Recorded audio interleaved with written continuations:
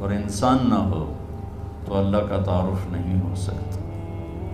اس لیے ایک روایت میں سند کے لحاظ سے تو کمزور ہے، موضوع متن کے لحاظ سے صحیح ہے کہ میں ایک چھپا ہوا خزانہ تھا، کنت کنزا مخفیا فاردت ان اعرف فخلقت الانسان۔ میں ایک چھپا ہوا خزانہ تھا، میں نے چاہا کہ میرا تعارف ہو تو میں نے انسان کو پیدا کیا۔ پہاڑ ہوں، جنگل ہوں، دریا ہوں، درخت ہوں، جانور ہوں، پرندے ہوں، سمندر ہوں، مچھلیاں ہوں، شیر ہوں، چیتے ہوں، اللہ کی تو پہچان کروانے والا کوئی بھی نہیں ہے، تو اللہ کا پتہ کیسے چلے گا؟ تو اللہ نے انسان کو پیدا کی اور اس کو اپنا سب سے بڑا ریفرنس بنایا۔ سب سے عظیم شاہکار اللہ نے انسان کو بنایا۔ جب اللہ نے کائنات کے بنانے کا ذکر کیا قرآن میں، پوری کائنات، تو اپنا تعارف اور طرح سے کروایا۔ جب صرف ایک انسان کے پیدا کرنے کا ذکر کیا تو اپنا تعارف ایک عظیم الشان طریقے سے کروایا۔ اللہ اب کائنات کو کیسے بیان کے بعد کس طرح اپنا تعارف کرواتا ہے؟ ان ربکم اللہ، تمہارا رب ہے اللہ۔ کون ہے؟ الذی خلق السماوات والارض فی 6 ایام، جس نے 6 دن میں زمین آسمان بنائے۔ ثم استوى علی العرش، پھر عرش پر استوا کیا۔ یغشی اللیل النہار، دن رات کو آگے پیچھے چلایا۔ یطلبہ حثیثا، دن آگے دوڑتا ہے، رات پیچھے دوڑتا ہے۔ الشمس والقمر والنجوم، سورج، چاند، ستارے، مسخرات بامرہ، سب اللہ کے غلام ہیں۔ الا لہ الخلق والامر، سب غور سے سنو، خالق بھی اللہ ہے اور حاکم بھی اللہ ہے۔ فتبارک اللہ رب العالمین۔ اب یہاں تعارف کراتا ہے کہ بابرکت ہے، پوری کائنات کا پالنے والا۔ رب کا مطلب ایک پالنے والا، ایک لارڈ، پوری کائنات کا مالک اور پوری کائنات کا شہنشاہ۔ اب اللہ صرف انسان کو بتائے گا کہ میں نے انسان کو بنایا، پھر اپنا تعارف دیکھیں وہ کیسے کروائے گا۔ وَلَقَدْ خَلَقْنَا الْإِنسَانَ مِنْ سُلَالَةٍ مِنْ طِينٍ، ہم نے انسان کو مٹی سے نکال کر ایک جوہر میں بدلا۔ ثم خلقناہ نطفۃ فی قرار مکین، پھر اسے ایک مضبوط ٹھکانے میں جگہ دی۔ ثم خلقنا النطفۃ علقہ، پھر اس پانی کو ہم نے ایک جونک کی شکل دی۔ فخلقنا العلقۃ مضغہ، اس جونک کو لوتھڑے کی شکل دی۔ فخلقنا المضغۃ عظاما، پھر اس لوتھڑے میں ہڈیوں کو پرویا۔ فکسونا العظام لحما، پھر ان ہڈیوں پر شکل چڑھائی، گوشت چڑھایا۔ ثم انشأناہ خلقا آخر، پھر یہ شکلیں عطا فرمائیں۔ اس کے بعد اللہ کہتا ہے فتبارک اللہ احسن الخالقین۔ تو اللہ کہتا ہے بابرکت ہے وہ اللہ جو سب سے حسین پیدا کرنے والا ہے اور سب سے حسین خالق، رب العالمین اور احسن الخالقین، ان دونوں میں بہت بڑا فرق ہے۔ کائنات کی پیدائش پر کہا رب العالمین، اور انسان میگا پروجیکٹ ہے، باقی سب پروجیکٹ بڑے چھوٹے چھوٹے ہیں۔ یہ پروجیکٹ ہمیشہ رہنے والا ہے، باقی سارے پروجیکٹ اللہ مٹا دے گا۔ فَتِلْكَ بُيُوتُهُمْ خَاوِيَةً بِمَا ظَلَمُوا، اللہ کہتا بھی جاؤ دنیا پھر کے دیکھو تم سے پہلی قوموں کے پروجیکٹ کیسے برباد ہوئے پڑے۔ انسان ایک ایسا میگا پروجیکٹ ہے جو ہمیشہ رہے گا۔ موت اس کے لیے فنا نہیں ہے، شفٹنگ ہے۔ ہم کہتے ہیں انتقال فرما گئے، انتقال فرما گئیں، شفٹ ہو گئے، یہاں سے وہاں چلے گئے۔ تو اس کائنات کے اس عظیم پروجیکٹ کو بنانے کے بعد اللہ اپنا تعارف کرواتا ہے کہ میں سب سے حسین خالق ہوں، مجھ سے زیادہ خوبصورت خالق کوئی نہیں۔ تو اللہ تعالیٰ نے باقی چیزوں کو راہبری فرمانے کے لیے ان کے اندر پیدائش سے پہلے ہی علم ڈال دیا اور وہ اس کے مطابق زندگی گزارتے ہیں۔ چونٹی کو لائن بنانا کوئی نہیں سکھاتا، پرندوں کو ہوا میں اڑنا کوئی نہیں سکھاتا، مچھلی کو تیرنا کوئی نہیں سکھاتا، سانپ کو ڈسنا کوئی نہیں سکھاتا، شیر کو دھاڑنا کوئی نہیں سکھاتا، عقاب کو جھپٹنا کوئی نہیں سکھاتا۔ پیدائشی سیب کے درخت کو آپ دیکھو گے سیب ہی نکلے گا، کبھی آم نہیں نکلے گا، آم کے درخت پر کبھی کریلا نہیں نکلے گا۔ ساری کائنات کا علم اللہ تعالیٰ نے ان کے اندر ڈال دیا۔ پہاڑ کا پتھر نرم نہیں ہوگا، ریت سخت نہیں ہوگی، ہوا بے رنگ رہے گی، پھل پھول رنگدار رہیں گے، کوئل کا نغمہ اپنا ہے، بلبل کا نغمہ اپنا ہے، چنبیلی کی مہک اپنی ہے، گلاب کی خوشبو اپنی ہے۔ یہ سب میرے رب کے بنائے ہوئے رنگ ہیں اور اس میں رنگ بھرنے والا بھی میرا اللہ ہے اور ان کو راہبری دینے والا بھی میرا اللہ ہے۔ ہم گلاب کی پتی میں کوئی خوشبو انجیکٹ نہیں کرتے، اللہ اس کے اندر پیدا کرتا ہے۔ چھوٹی سی تتلی ہوتی ہے، اس کے چھوٹے سے پر کیا خوبصورت پرنٹ ہے جو اللہ تعالیٰ ٹھپا لگا کے بھیجتا ہے۔ کوئی باہر سے اس کو پرنٹ نہیں دیتا، وہ اتنے سے انڈے سے نکلتی ہے اور کیا عالی شان پرنٹ لے کر وہ باہر آتی ہے۔ انسان ایک میگا پروجیکٹ ہونے کے باوجود پیدائشی طور پر جاہل ہوتا ہے۔ واللہ اخرجکم من بطون امہاتکم لا تعلمون شیئا، ہم نے تمہیں دنیا میں جب پیدا کیا تو تم کچھ بھی نہیں جانتے تھے۔ اب کتا جانتا ہے زندگی کیسے گزارنا اور وہ جیسے بھی گزارتا ہے اس کو سارا اس میں فیڈ ہوتا ہے۔ انسان نہیں جانتا کہ مجھے ایک اچھی زندگی کیسے گزارنا، ایک اچھا انسان، ایک اچھی عورت، ایک اچھا مرد، اچھا بیٹا بیٹی مجھے کیسے بننا یوں۔ اس کے لیے پھر اللہ تعالیٰ نے انبیاء کا سلسلہ جاری فرمایا، 1,24,000 انبیاء، اور سب سے آخر میں اللہ تعالیٰ نے جناب رسول اللہ صلی اللہ تبارک و تعالیٰ علیہ وسلم کو بھیجا۔ آپ کی آمد تو ہوئی 571 عیسوی میں، لیکن آپ کی آمد کا اعلان پیچھے سے ہو رہا تھا، پہلی کتابوں میں اعلان ہو رہا تھا۔ ہر نبی کو کہا جا رہا تھا کہ آخری نبی آئیں گے، آخری نبی آئیں گے۔ آدم علیہ السلام اور حوا کا نکاح اللہ تعالیٰ نے جنت میں پڑھا تو آدم علیہ السلام سے فرمایا کہ اپنی بیگم کا مہر ادا کرو، تو انہوں نے پوچھا کیا مہر ہے؟ تو جنت تو سونے چاندی سے بھری پڑی تھی۔ اللہ تعالیٰ نے کہا تیری نسل میں میرا آخری نبی آئے گا، اس پہ ایک دفعہ درود پڑھ دو، یہ مہر ہے۔ اتنا پہلے سے اعلان شروع ہوئے کہ ایک ہستی آ رہی ہے۔ شاید پچھلی کتابوں کی روایت آپ کو نقل کر کے چند جملے نقل کر کے بتاتا ہوں کہ آپ نے حضرت عشائیہ پہ وحی اتاری تو عشائیہ علیہ السلام بولے یا سماء اسمعی و یا ارض انصتی، اے آسمان سن، اے زمین کان لگا، ان اللہ یرید ان یدبر امرا و یقضی شأنا هو منفذہ، اللہ ایک عظیم الشان منصوبہ ظاہر کرنے والا ہے۔ یرید ان یحول الریف الی الفلاح والملک فی الرعاء، اللہ صحراؤں کو باغ بنانے والا ہے اور چرواہوں کو بادشاہ بنانے والا ہے۔ وَيُرِيدُ أَن يَبْعَثَ أُمِّيًّا مِّنَ الْأُمِّيِّينَ، اور ایک نہ لکھنے پڑھنے والی قوم میں اپنا نبی بھیجنا چاہتا ہے۔ وہ نبی کیسا ہوگا؟ ہمارے نبی کی صفات کو ہم گن نہیں سکتے، ساری دنیا کے علامے اکٹھے ہو جائیں ایک ذرہ بھی اس میں سے نہیں کم کر سکتے، اتنی لامحدود ہیں۔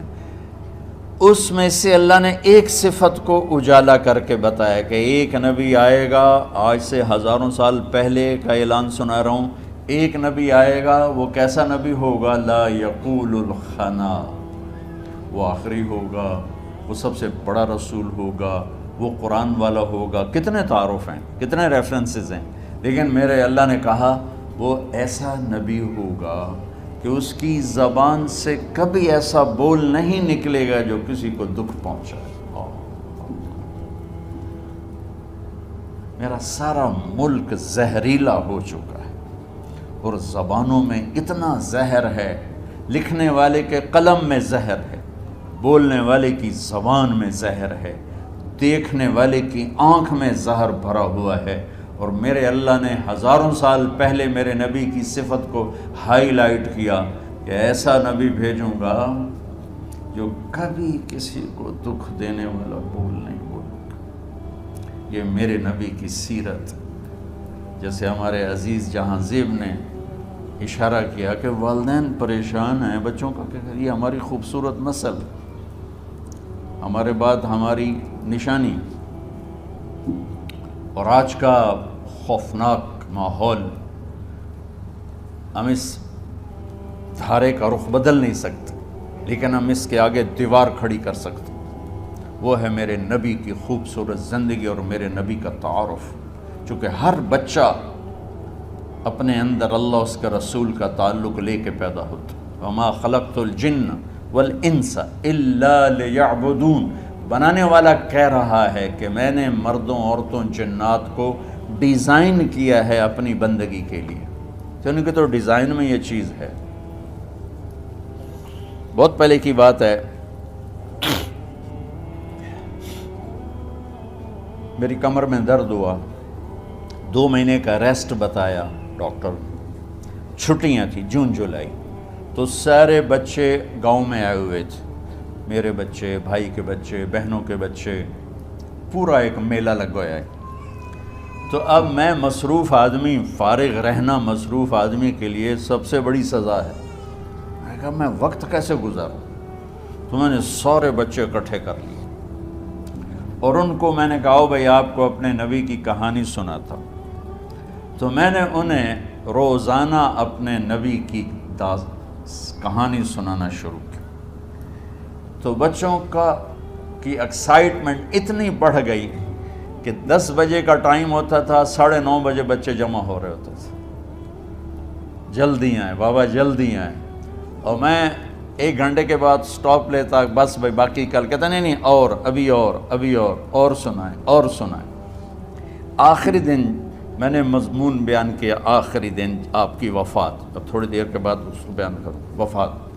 تو اس کو سن کر میرا بھتیجا اس وقت کو ہوگا 5 سال کا، وہ اپنی ماں کے گلے رکھ کے اتنا رویا کہ سب کو رلا دیا، کہ کہنے لگا ہمارے نبی فوت کیوں ہو؟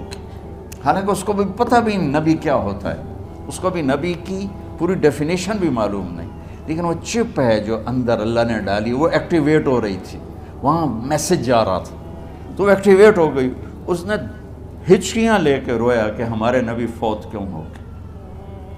اور میں عمرے پر گیا تو میرا بچہ سب سے چھوٹا 4 سال کا اپنی ماں کے ساتھ سلام پڑھنے گیا، تو وہاں ضد کر کے کھڑا ہو گیا، میں نے اپنے نبی کو دیکھنا ہے، ماما مجھے اپنا نبی دکھاؤ۔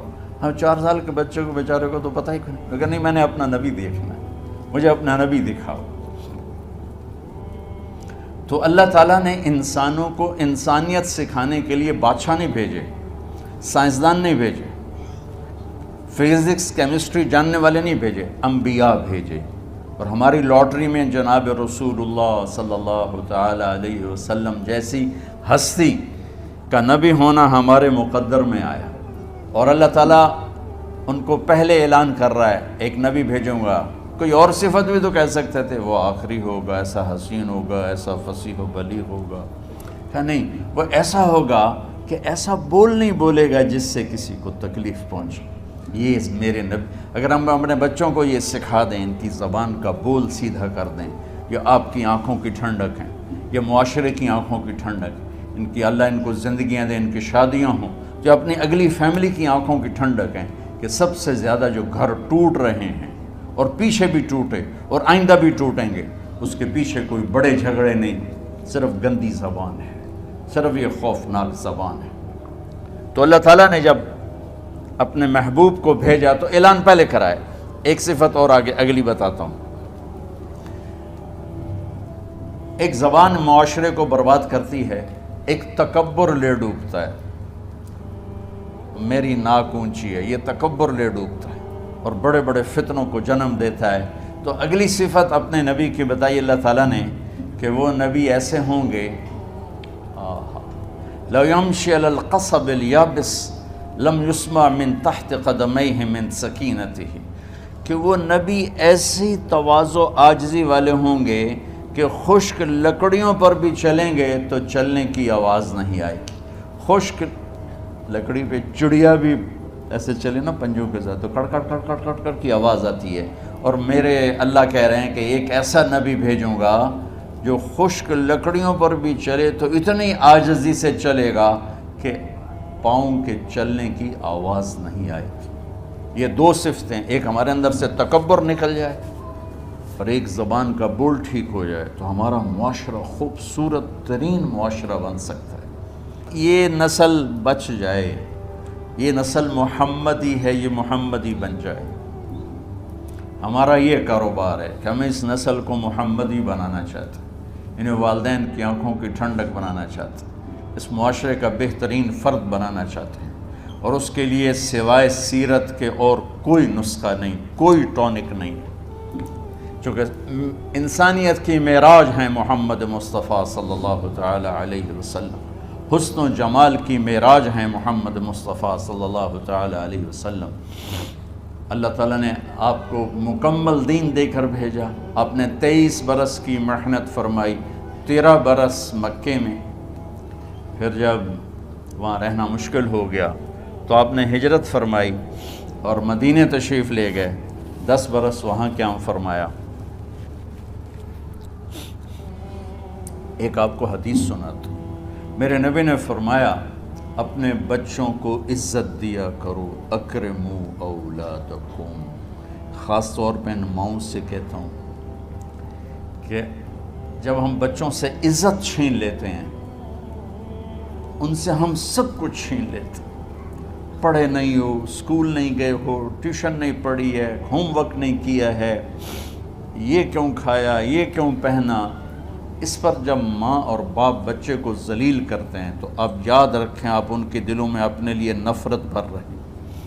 میرے نبی نے فرمایا بچوں کو عزت دو، اولاد کو عزت دو، وہ عزت تمہیں واپس کریں گے جب تمہیں ضرورت ہوگی، جب تم ان کے محتاج بنو گے تو پھر وہ عزت تمہیں واپس ملے گی۔ اگر ڈانٹ ڈپٹ تربیت کے نام پر کچھ نہیں ملے گا۔ تو آپ حسن حسین کو کیا عزت دیتے تھے؟ آپ نماز پڑھا رہے ہیں، نماز ہے مسجد کے اندر، گھر میں نہیں ہے، اور آپ سجدے میں گئے، دونوں بھائی کود کے کمر پہ چڑھ گئے۔ کوئی ہمارے آج کا دیندار ہوتا اس اٹھتے ہی انہوں نے 2 لتر مارنے آئے، آپ نے سجدہ لمبا کر دیا، صحابہ کو خوف ہوا کہ آپ فوت ہو گئے۔ عبداللہ بن مسعود نے سر اٹھا کے دیکھا تو دونوں بھائی کمر پہ چڑھے ہوئے تھے اور آپ سجدے میں پڑے ہوئے تھے۔ انہوں نے ہاتھ آگے بڑھایا اتارنے کے لیے، تو آپ نے بغلوں سے دیکھا کہ کوئی ہاتھ آ رہا ہے بچوں کو اتارنے کے لیے، تو سجدے میں ایسے ہاتھ ہوتے ہیں تو آپ نے یوں کر کے ان کو روک دیا اشارے سے۔ جب تک حسن حسین علیہم السلام کمر پہ سوار رہے میرے نبی نے سجدے سے سر نہیں اٹھایا، یہ عزت دی۔ اور جب وہ اترے پھر آپ سجدے سے اٹھے، سلام پھیرتے ہی آپ نے دونوں بچوں کو گود میں لے کے فرمایا میرے ماں باپ ان پہ قربان، انہیں تکلیف نہ دیا کرو۔ اور آپ ان کے لیے گھر آتے، روزانہ ٹائم نکالتے۔ آج والدین کے پاس اولاد کے لیے ٹائم نہیں، کل اولاد کے پاس والدین کے لیے ٹائم نہیں ہوگا۔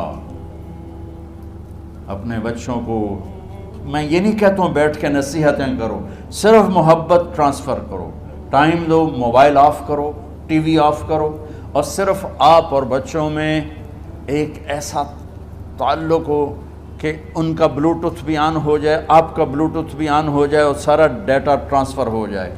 بلوٹوتھ کو آن کیے بغیر ڈیٹا ٹرانسفر ہوگا؟ دسو بھائی۔ تو ہمارے بچوں کے بلوٹوتھ آف ہیں اسکولنگ کی وجہ سے، ڈانٹ ٹپٹ کی۔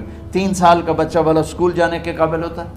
3 سال کا بچہ ماں کی گود کے لیے ہوتا ہے، باپ کی چھاؤں کے لیے ہوتا ہے، وہ روتا ہوا جاتا ہے، روتا ہوا آتا ہے، روزانہ ماں باپ سے نفرت اپنے اندر وہ پیدا کرتا ہے اور اس کو پالتا ہے، بڑھاتا ہے۔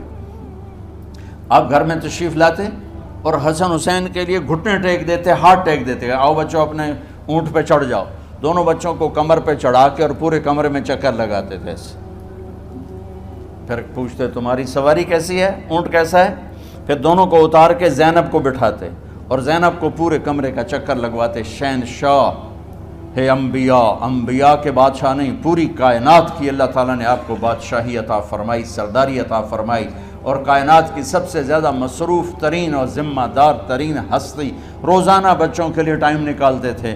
ادھر چھوٹا سا تاجر کہتا ہے ٹائم کوئی نہیں، یا مائیں کہتی ہیں ٹائم کوئی نہیں۔ یہ سارے دعا کرو کہ جب ہم دنیا سے جا رہے ہوں اللہ ہم پہ خوش ہو، اللہ ہم سے راضی ہو۔ کوئی بڑا مسئلہ نہیں ہے، فرائض کے ساتھ اللہ کو راضی کرو اور اچھے سلوک کے ساتھ اللہ کے بندوں کو راضی کرو۔ اپنی زبان کو خوبصورت بول کا عادی بنا، اس سے گالی، اس سے غیبت، اس سے چغلی، اس سے شکایت، اس سے تانے، اس سے طنز اللہ کے واسطے نکال دو، اور اس زبان کو میٹھے بول کا عادی بنا لو۔ کڑوے سے کڑوے زہریلے بولوں کو پی جاؤ، پی جا ایام کی تلخی کو بھی ہنس کے ناصر، غم کے سہنے میں بھی قدرت نے مزہ رکھا ہے۔ ہر ایک نے جانا ہے، اور ہم چاہتے ہیں جب ہم جائیں تو یہ ہمارے ایسے جانشین ہوں کہ اللہ پاک انہیں ہماری قبروں کے ٹھنڈا ہونے کا ذریعہ بنائے، اور اس آنے والے سیلابی ریلے کو جو فحاشی، عریانی، بد اخلاقی، بد کرداری کا ایک افریت آ رہا ہے، اس سے یہ ہمارے بچے سیسا پلائی دیوار بنیں۔ اس چیز کو اس طرح نہیں روکا جائے گا جیسے جہاں زیب نے کہا کہ کمروں میں بند کر دو، اس کو روکا جائے گا کہ ان کو اپنے محبوب کا شیدائی بنا دو، اپنے محبوب کی محبت دے دو، اور پھر کی محمد سے وفاتوں نے تو ہم تیرے ہیں، یہ جہاں چیز ہے کیا لوح و قلم تیرے ہیں۔ السلام علیکم۔